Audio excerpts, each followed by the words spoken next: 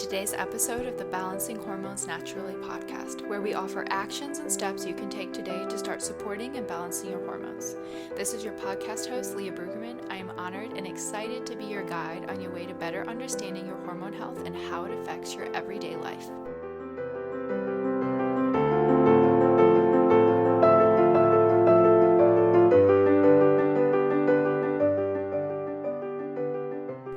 Hey guys, can you just even believe that it's January? Because I can't.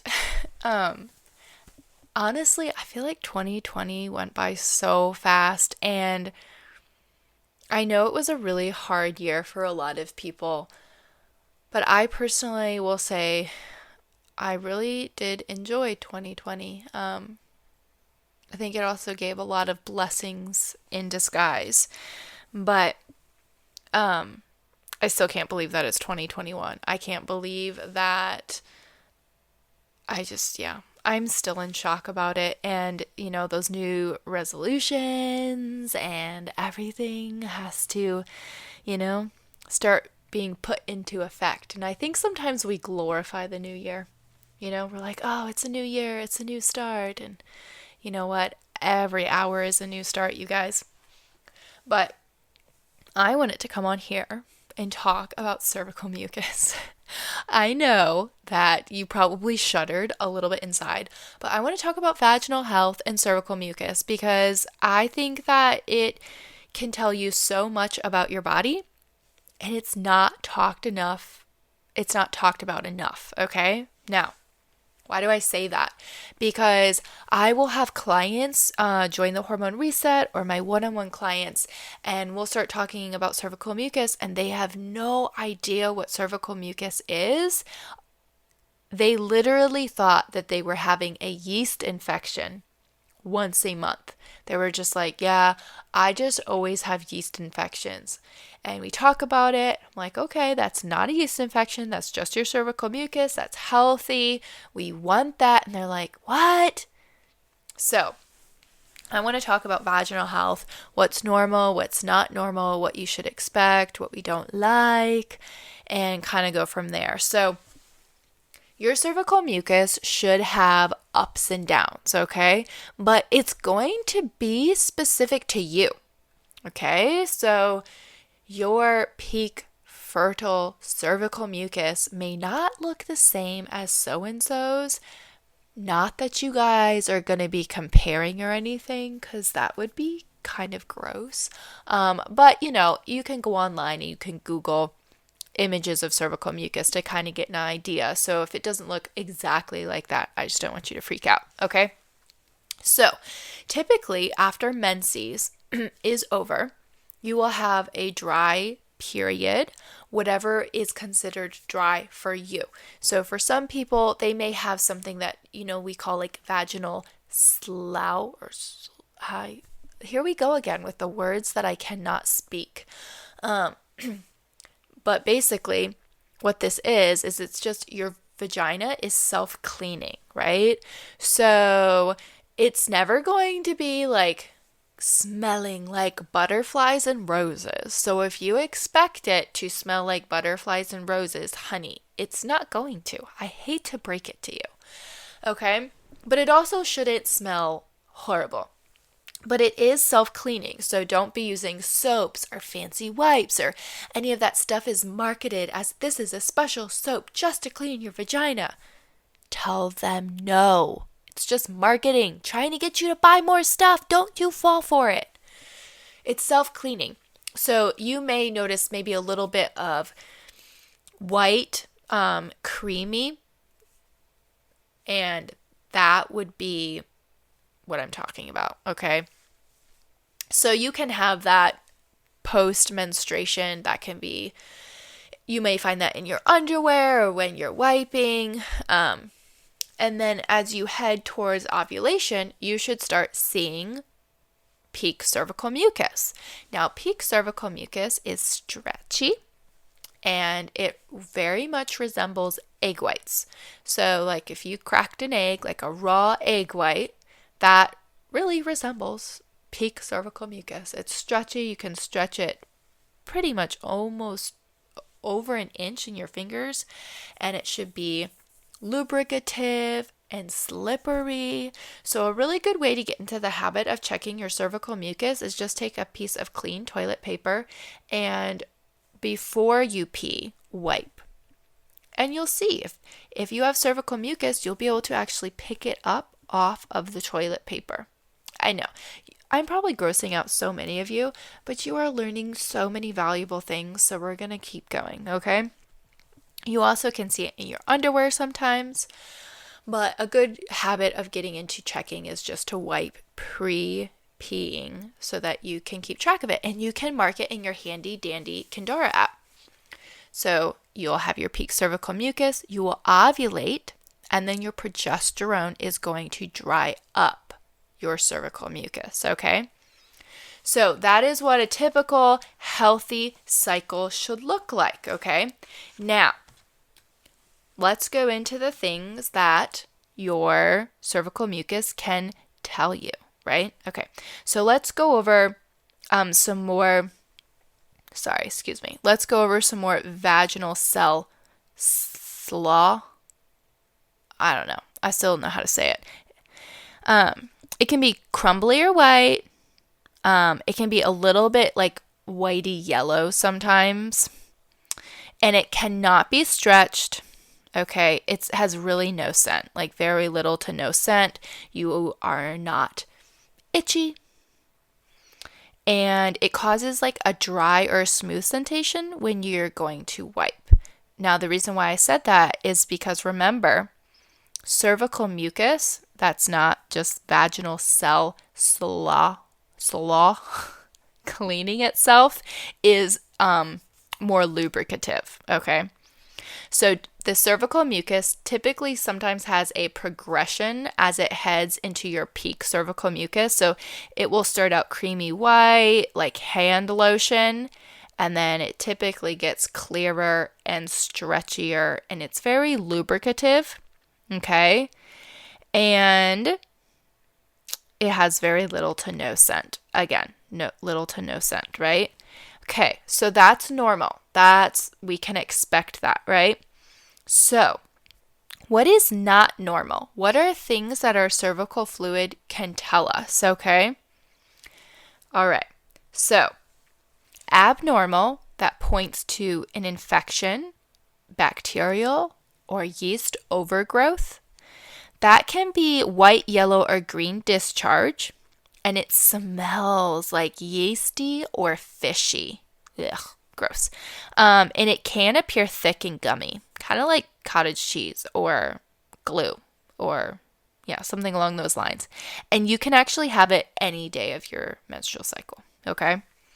The other thing that's a sign besides it being gross and smelly is that you a lot of times are also going to experience irritation and itchiness, okay? So good things to know. Now, the other type of abnormal cervical cells, okay, it actually points to cervical dysplasia. So you really want to keep an eye about. This is the non-lubricative watery discharge. So this would cause like a wet or a damp spot in your underwear or on the toilet paper when you wipe yourself, but it's not lubricative and you can't pick it up. It's not stretchy. Like it's literally like just soaks right into your underwear. And it's present any day of the menstrual cycle. It does not dry up. It doesn't really have a scent. So like the best way to describe it is just constantly having like wet spots in your underwear. And it doesn't really have a scent, and it's just all throughout your cycle. Now, that's where I would highly recommend going to a doctor, getting a pap smear. It's important. Okay, cervical dysplasia is characterized by the rapid development of abnormal cervical cells. And this is what causes that watery discharge.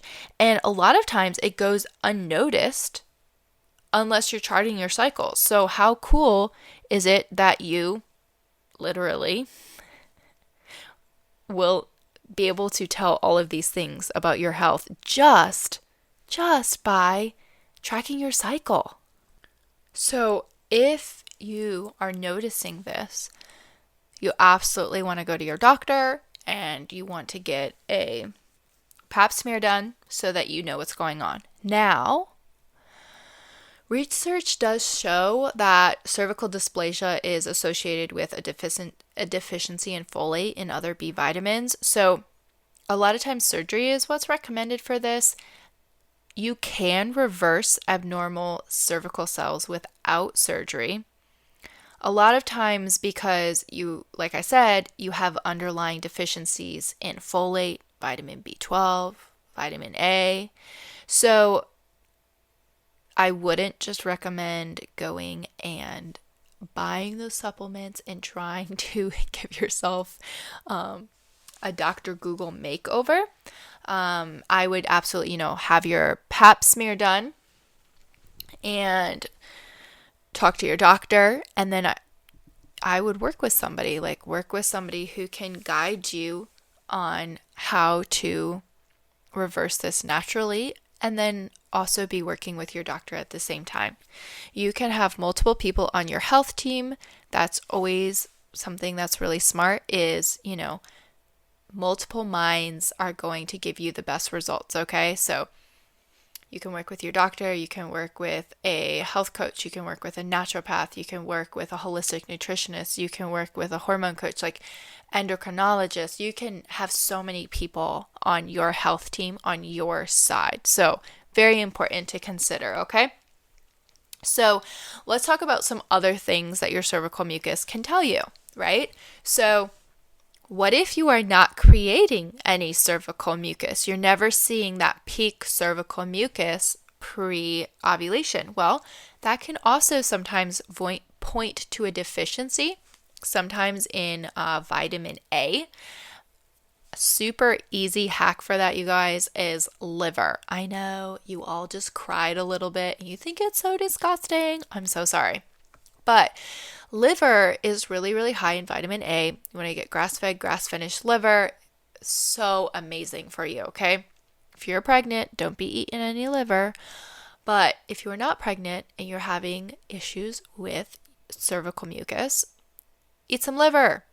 Another great thing, you guys, is desiccated liver capsules. Ancestral Formulas has a great brand. Vital Proteins has a great brand. And then you don't have to taste your liver, but you're still getting the amazing benefits of eating liver, okay? But I would also look into some other things as well. Are you really, really stressed? Is your body in fight or flight?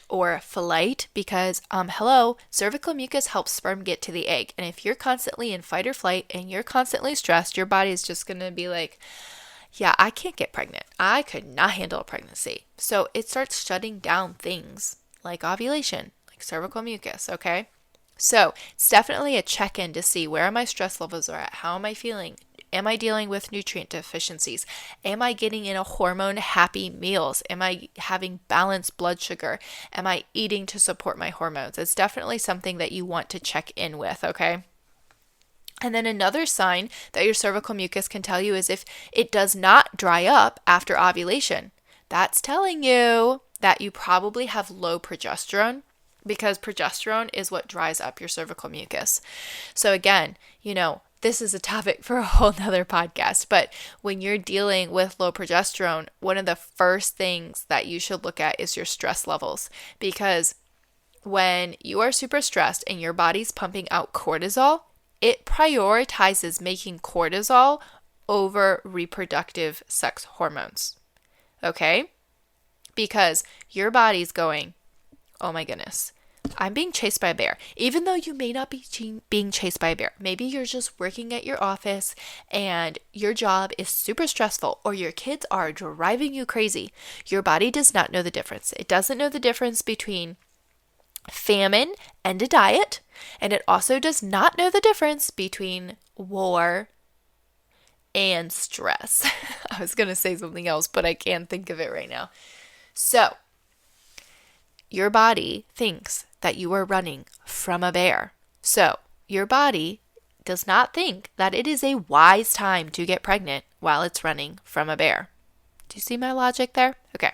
So, the first thing that you should do if you are stressed if you have low progesterone, is look at your stress levels. There's a lot of other things that you can do, but that's the first thing that I would do.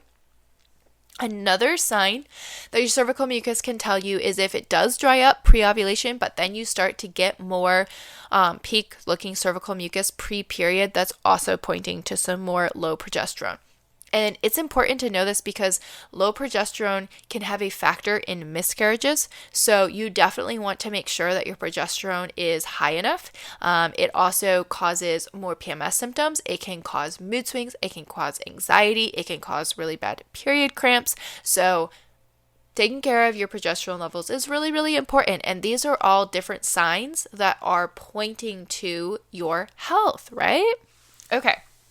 So, isn't cervical mucus cool? Don't you feel like a cervical mucus expert now? I hope so. So, things that I want you to remember. Pap smears, you guys, are good to have, okay? What are they? Every 2 to 3 years, you should be getting a pap smear. These are not just for you if you are sexually active. Like I said, they also check for cervical dysplasia, abnormal cervical cells. They're healthy to do, prep yourself mentally, get ready for it. And they're not that bad, you guys. And I think thinking about them is a lot scarier than getting them. But just go in armed with your knowledge and be tracking your cycle and know that you have this really cool information in your back pocket, right? So definitely be getting your pap smears. And let's just talk about some basics of vaginal health, like your underwear should be the gusset. Is that what it's called, you guys? We want to be thinking cotton, breathable. Don't be using any fancy soaps and wipes and smelling things.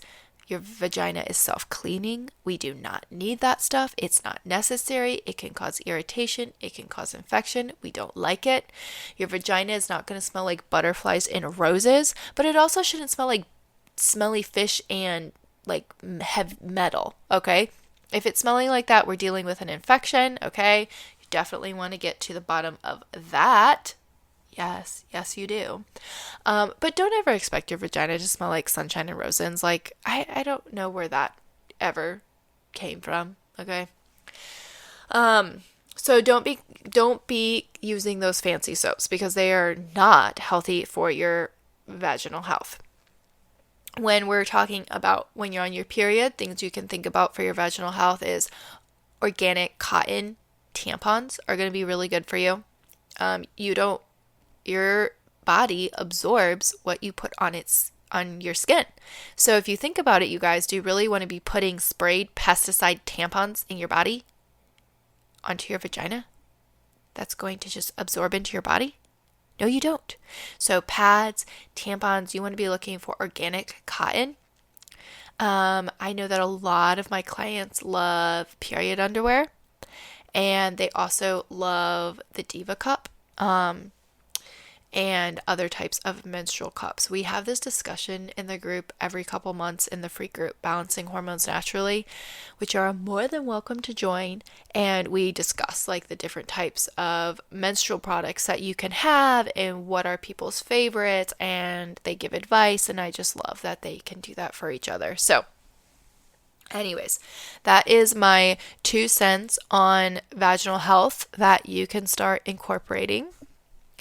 And start tracking your cervical mucus and start seeing how your health lines up with that. So I hope that, this also encourages you to not be so afraid of using correct terminology and knowing what the words cervical mucus and vagina and vaginal health and cervical dysplasia and cervical cells, all of this is really important. You should be able to use the correct terminology. It shouldn't gross you out, so you can practice saying it with me. Are you ready? Vaginal health is important. Okay. All right, ladies. Thank you for listening to today's episode of Balancing Hormones Naturally. If you found this helpful, I would love for you to share it with a friend and post it on your stories and tag Balancing Hormones Naturally podcast so we can get this message out. You can find me on Instagram at Leah_BRUEG, and I would absolutely love to hear from you.